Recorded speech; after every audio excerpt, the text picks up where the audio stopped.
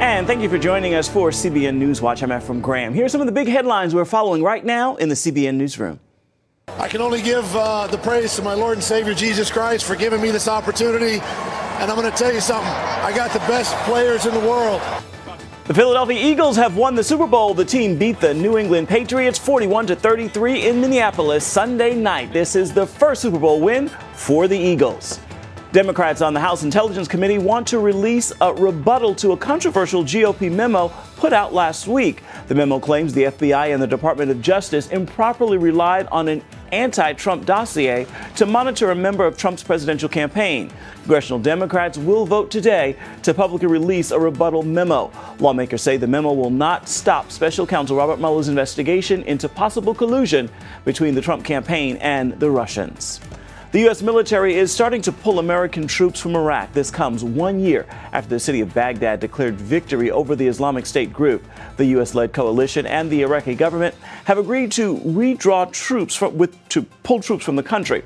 Dozens of American soldiers have been transported from Iraq to Afghanistan on daily flights over the past week. Remember, you can learn more about these stories by visiting cbnnews.com.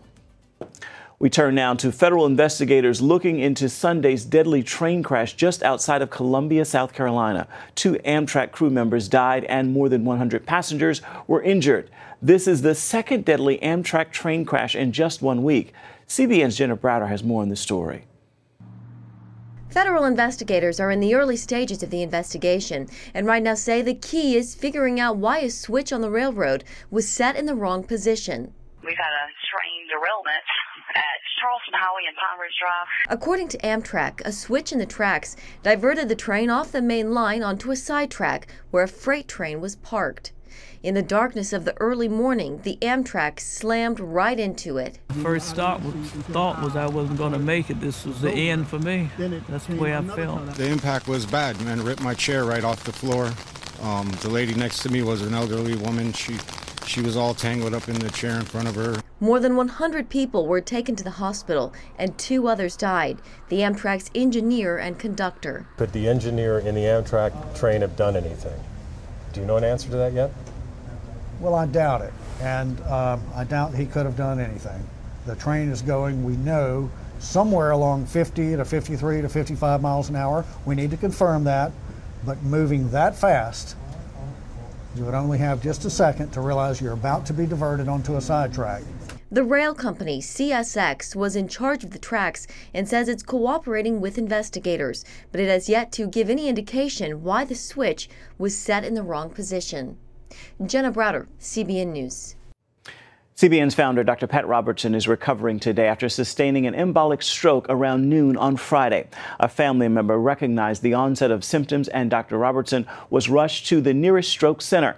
Thanks to extraordinary care and rapid response, Dr. Robertson is expected to make a full recovery and should be discharged from the hospital sometime today. Unfortunately, those strokes rob far too many people of their ability to speak and move. But now, doctors are injecting stroke patients with a drug that can restore them to normal. As Lori Johnson shows us, there is one catch. That's timing. Most strokes are caused by clots that block blood flow to the brain. When that happens, brain cells die, some 2 million each minute. To limit the damage, the drug TPA can quickly dissolve the clot to get blood flowing again. Dr. Bruce Lowe, Director of Emergency Medicine at Centera Norfolk General Hospital, calls TPA a game changer. I've seen patients who have had significant neurological symptoms who have completely resolved with this drug. With less damage comes faster recovery. Most TPA patients can go home, not to a rehabilitation facility. While TPA can restore people to normal, as many as 90% of stroke victims are unable to receive it because they arrive at the hospital too late.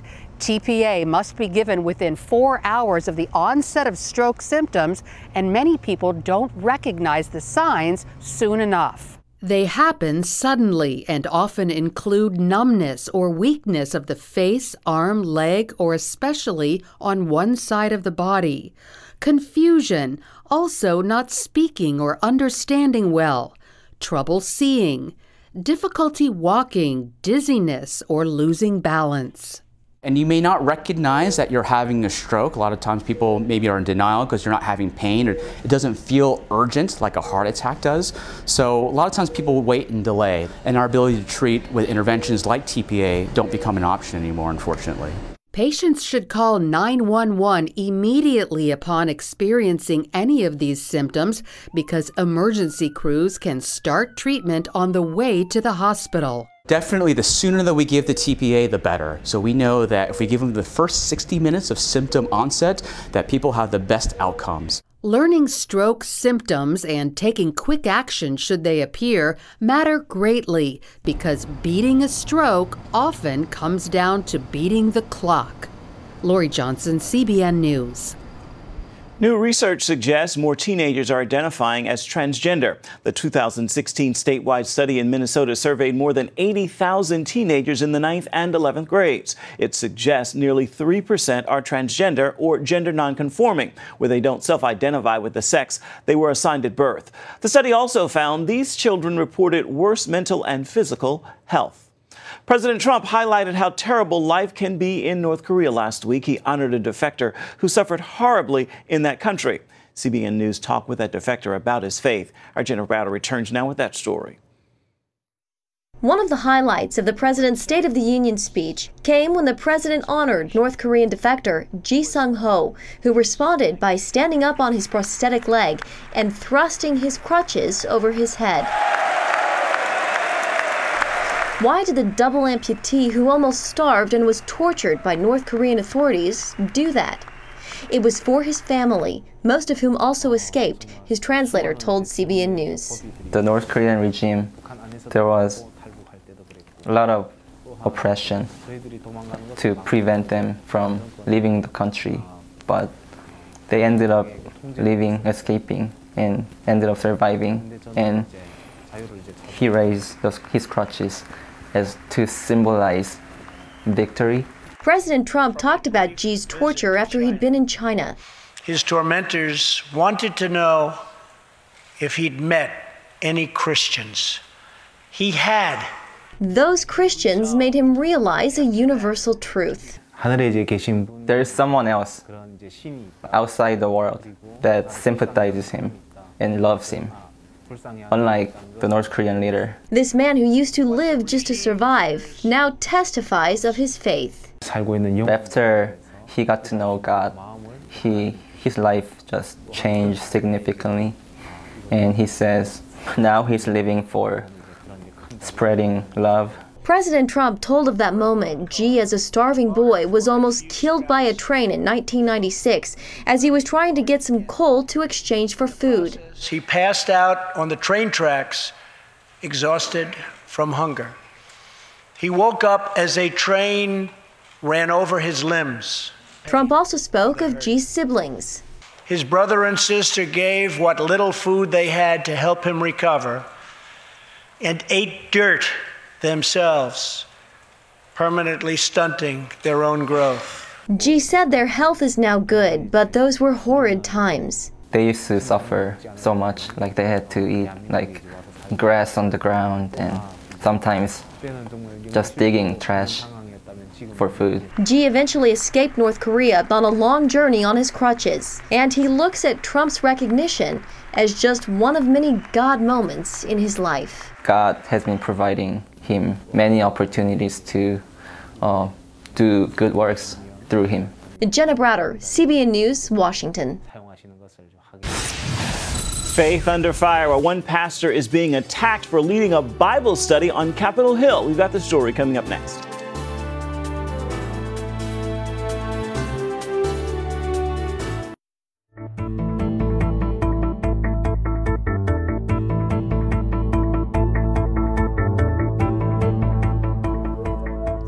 Early this year, CBN News broke the news that members of President Donald Trump's campaign gather weekly to pray and have Bible study. Well, now the pastor who leads them has come under attack. He's responding to claims he says that are blatantly false. Our Jennifer Wishon has more on this.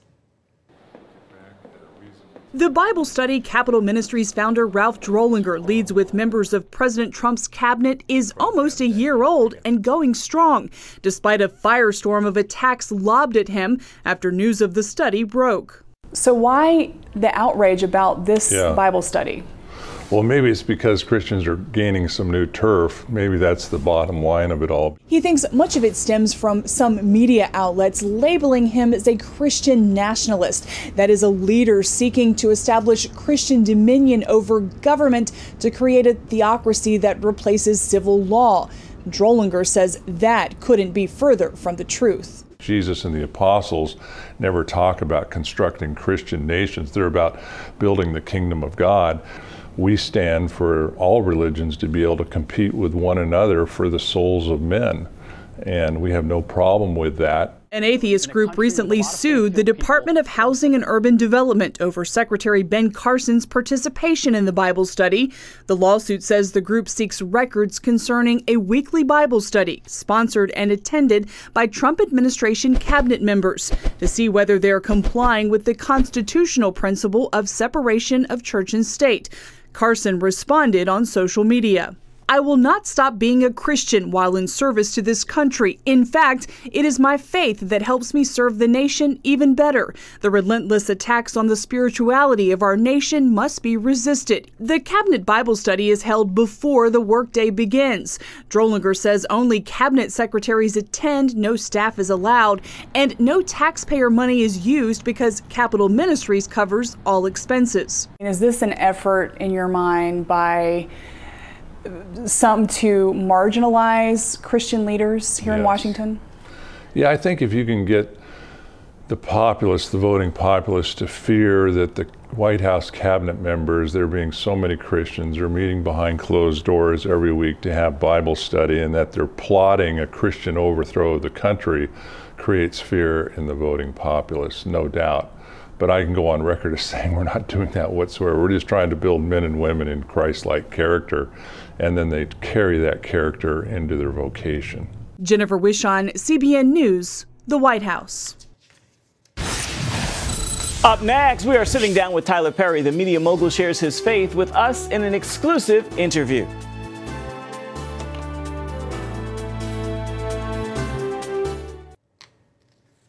February is Black History Month, and Studio 5 is taking a look at the many members who are still making history today. One of those, Tyler Perry. Take a look. I'm trying to be incognito. From Medea, good Lord, who they can to Old Man Joe, Tyler Perry wears many faces and hats. The actor, writer, and director is the first African American to own a major film and television studio. And it's expanding as Perry transforms an old Army base into his new Atlanta headquarters.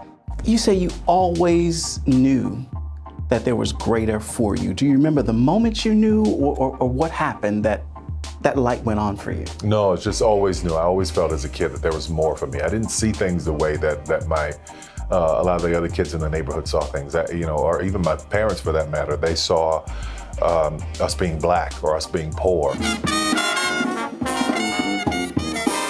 Tyler grew up in New Orleans, where jazz music was born.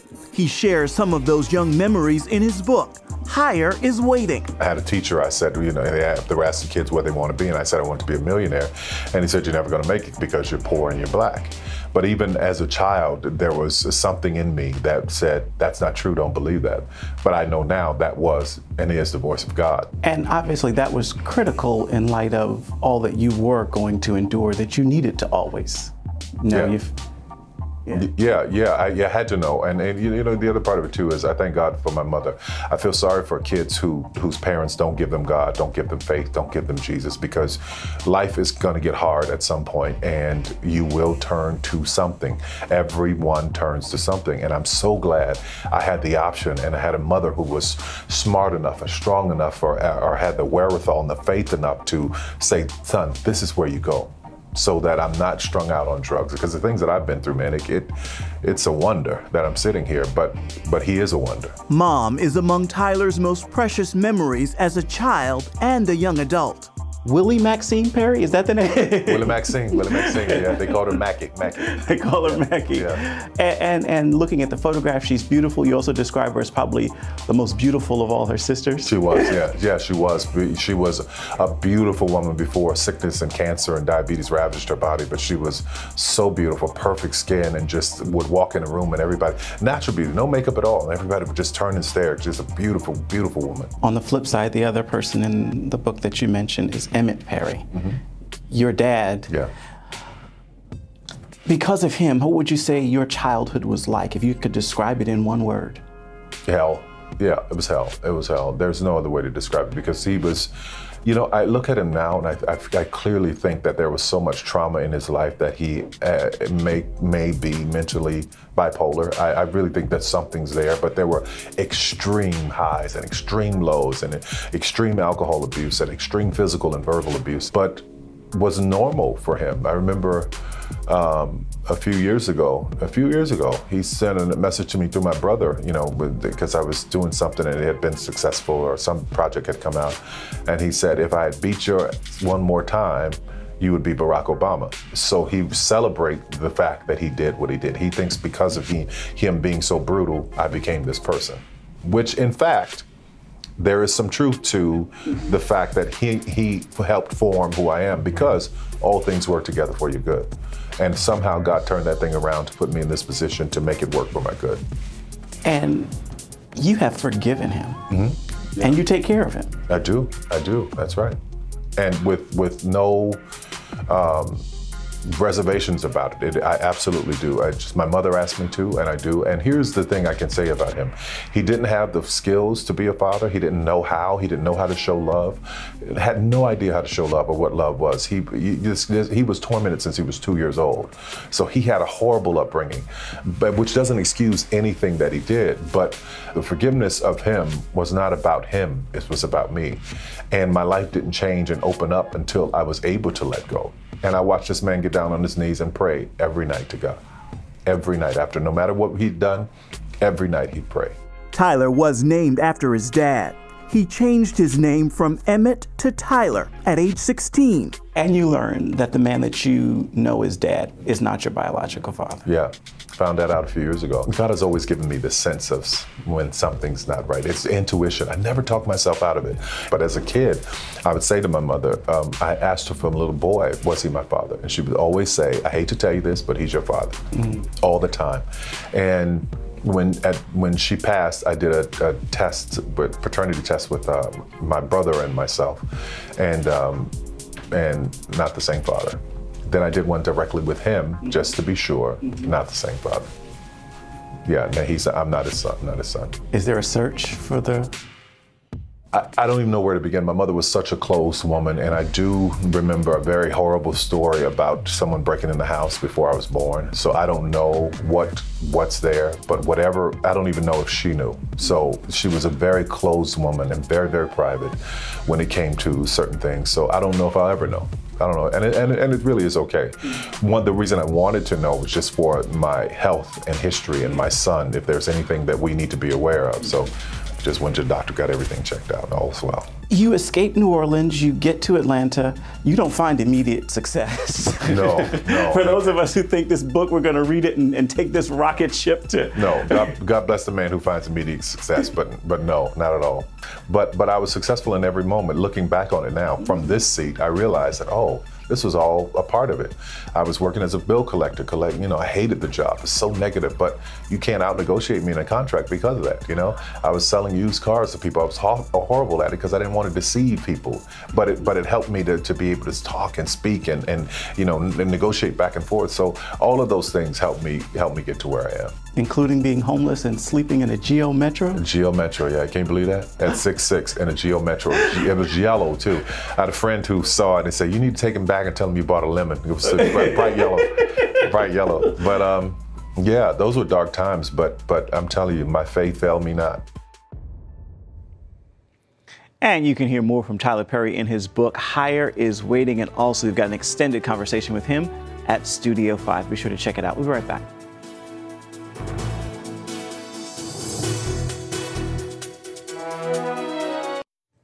Operation Blessing is helping a widow with 8 children in Senegal. Ernestine operated a successful sewing center until her husband suddenly fell ill. She sold everything to pay for his medical bills, but her husband died, leaving her as the sole provider for the family. Ernestine had no way of reopening her business until Operation Blessing stepped in, providing her with all the supplies she needed to restore her sewing center. Now she is earning income again and teaching others how to sew. Time now for your Monday motivation, and today I leave you with this thought. God is love. He sent his son from heaven just so you could get there. With that word, make this a marvelous Monday and a wonderful rest of the week. That is going to do it for this edition of CBN NewsWatch. Remember, you can find more exclusive coverage of the issues you care most about at cbnnews.com. And we'd love to hear what you think about the stories you've seen here today. You can do that by emailing newswatch@cbn.com. Also, reach out and touch us on Facebook, Twitter, and Instagram. Hope you join us again right here next time. Make this a marvelous Monday and a wonderful rest of the week. We'll see you right back here tomorrow. Goodbye and God bless.